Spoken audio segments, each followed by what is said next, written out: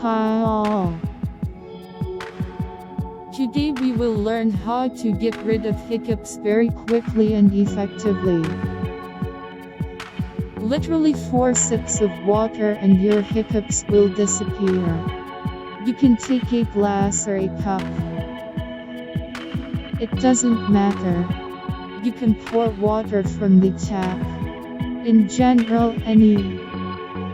Then we take threads. It doesn't matter either. You can red. You can white. Any color. The length doesn't matter either. The main thing is that we lay these threads crosswise to divide a glass into 4 parts. And hold the threads with your fingers.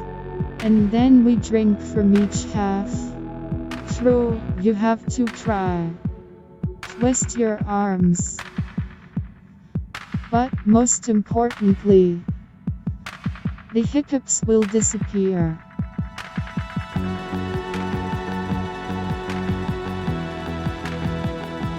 Thank you all for your attention.